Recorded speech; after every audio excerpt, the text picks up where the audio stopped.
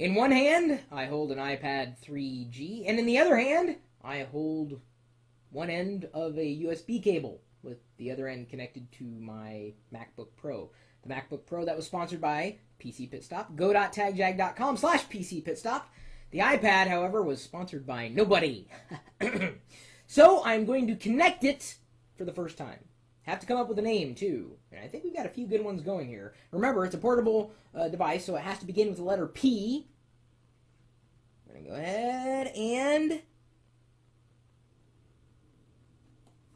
Apple logo right there up front. Of course, I've got a screen protector on there as well.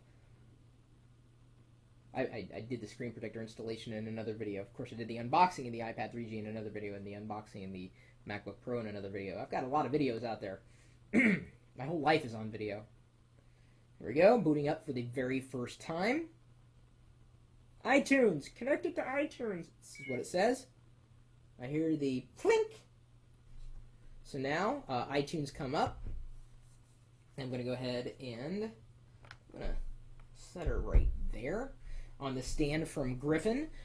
Go.tagjag.com/Griffin. It says, to get started, register your iPad, set up your iTunes store account. I've already done that, although I'm just going to connect the two.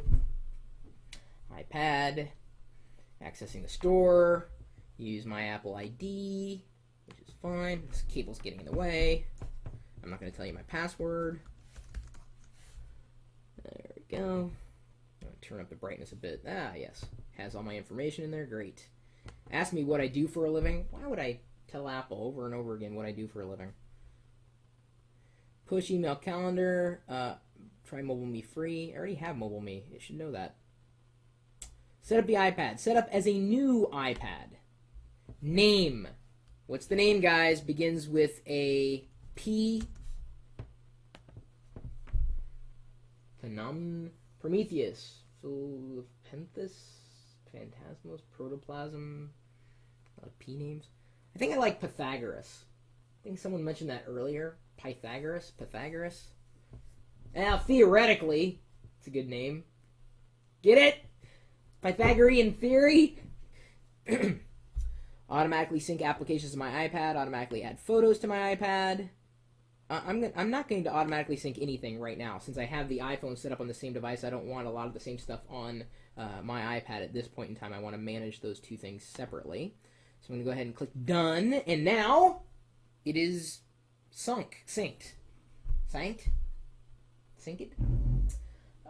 Waiting for activation. This may take some time. Great, thank you. This is probably a AT&T's shortcoming. There, I gotta wait for the activation for the 3G to actually start working. Setup was easy, or at least easy enough. iPad sync is complete. Okay to disconnect, which I will do in just a minute. Now I can go through and toggle certain features that I need, and this is usually done through Apple software, iTunes.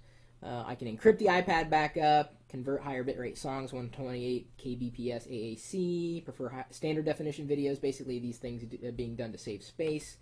Then I can go through and choose to toggle certain features like apps. See, I'm glad I didn't choose syncing apps because I have a lot of apps installed specifically for the iPhone on the same computer, and using the same computer to manage two devices could be overkill because there's certain apps that I wouldn't care to run on the iPad, but then there again are certain ones that I would.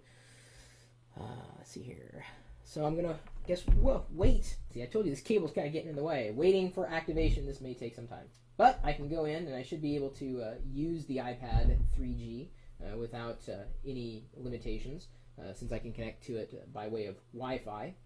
And then at some point, when the activation has taken place, then I can connect by way of AT&T's 3G network.